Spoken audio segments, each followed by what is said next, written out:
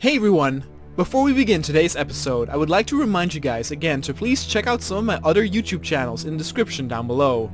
I have a Star Wars Battlefront 2 Classic Focus channel where I review custom maps and mods on the Battlefront Max channel. I do gaming reviews on the Kanoa Reviews channel, and have also recently started a Minecraft adventure channel where I play through classic adventures with friends. You can find the links in the description, and please subscribe to those channels if you like what you see. After the first year of World War III, the total number of dead soldiers stood at 500,000. Most of the battles had been fought along the Turkish coast, but the hellish conditions for the soldiers fighting in South America resulted in the highest death toll there. But victories were claimed in death by 1,000 cuts. Uruguay had been taken, and it was mostly the behemoth Brazil that stood in the way of peace returning to the lower half of the Americas. Besides the US that was predominantly stationed here, it were the French, the Polish, and Canadians that did most of the fighting in the jungles. Especially the Canadians and French got along well, easing the suffering, albeit by the slightest. China by now had dealt with its little uprising, and the seawall was sturdy once more. With fronts in Turkey and South America, generals agreed that an invasion on mainland China would not be advised for the foreseeable future, meaning several years. Nevertheless, they were of the opinion that constant bombings to soften up the seawall needed to continue regardless. Then France attacked far away from the front in the Middle East in the hopes to create a new one. The initial invasion was a success, but they lacked manpower to continue westward. More reinforcements would be necessary to take care of that job, and nations like Israel assured the French that they were on their way. And so the sluggish war continued on for another year, with the fronts barely moving due to Turkey's strong coastal defenses and the harsh terrain and guerrilla warfare encountered in South America. At the end of 2024, the US elections had an interesting outcome in the sense that Mitt Romney, by then 77 years old, came out victorious. People ridiculed him for being so old and said that America would be led by a fossil. But he promised the people he would make sure the war would move along swiftly and not as a standstill as it had done for the past 12 months. By 2025, warfare had also changed quite a bit. Even more was done with robotics and AI, but soldiers were still part of the battles fought, albeit heavily enhanced. And so the weapons tech changed accordingly also, as did the armor and heavy weapons. The increased use of drones and robotics did end up in resulting in fewer losses of men after each battle. Despite promises by Mitt Romney for the next months, the fronts also barely shifted. NATO did get some more victories in at the Turkish shores than usual, but none so clear that a hard push land inward could be made. World War III had been going on for multiple years now. Though conflicts were heavy and the people suffered, the death toll was not as high compared to other historical wars. The number of dead soldiers in total stood at a little over 1 million. But the war seemed to have barely begun, so everyone expected those numbers to rise as time went along. A few armies belonging to NATO, most of the fighting force were Israeli, decided to shift an attack and invasion attempt away from the Turkish battlefield, similar to what France tried to do. They hoped that panic would ensue with their enemies on a new front which was presented by them. But the number of soldiers they had stationed during the invasion were not that many, and some generals expected the attack to be short-lived, much like the French attack. A few who were growing desperate looked to Russia. With India now belonging to their faction, Putin had the power to attack China on its doorstep. But for the moment, there was no sign of Russia wanting to mingle in this worldwide conflict. There were those who believed he would show his true colors after a clear victor was in sight. Though battles in mainland China were still far out, battles at sea were a weekly display. In the Japanese waters, American fleets teamed up with the Japanese and in general claimed most victories here.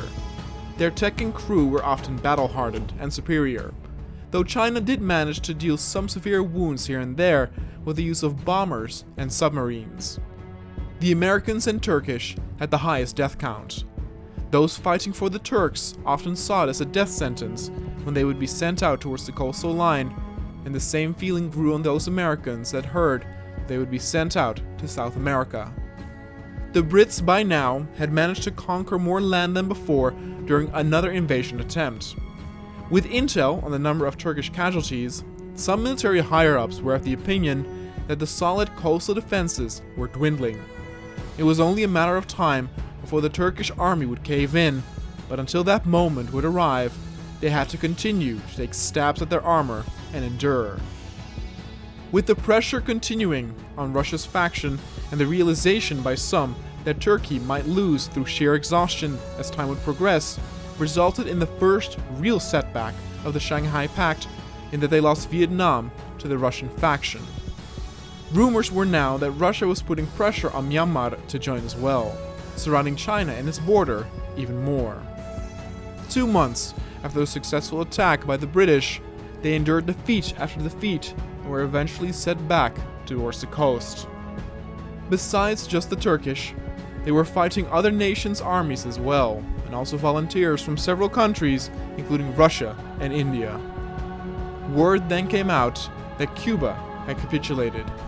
A very small victory that did not change the flow of war at all, but for the Americans, an important one, since there had been friction with Cuba for the past 60 years or so. It was more of a political victory than a military one.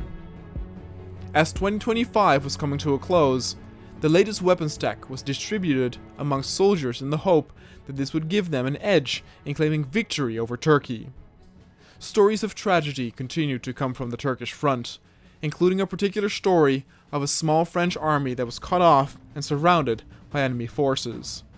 They fought long and hard, but were eventually crushed under the boot of the attacker, and were virtually annihilated.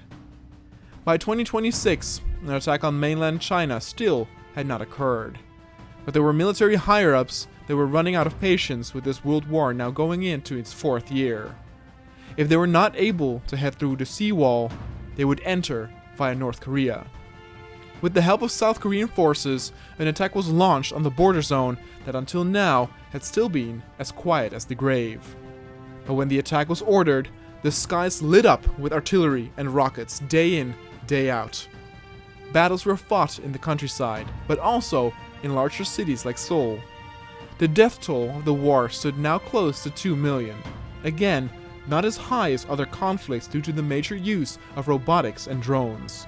Sometimes victories were achieved with just artillery or rocket barrages. And with that, a new front was presented, ranking it up to 3 main fronts now. But the South Koreans had to deal with quite the hardships in the first few days of their war contribution. Their capital fell to the enemy, of combined North Korean and Chinese soldiers. Constant counterattacks to take back the city were planned and executed, but the units belonging to the Shanghai Pact were dug in well. Battles were fought from building to building and street to street. Volunteers from other countries participated in these attacks as well. America would send in troops to aid them, spreading their own men and women over all 3 fronts. Again, during these battles, a high number of clashes were fought using drones, resulting in human casualties being surprisingly low. By the end of February, the Brazilian forces had launched a full-scale counter-push towards the south against the Americans. Their attempts were successful, with the retreating Americans being low on supplies and manpower, and not able to be reinforced and resupplied in time. In South Korea, the front had halted after a month of heavy fighting. The city still had not been retaken, but the enemy was unable to traverse south.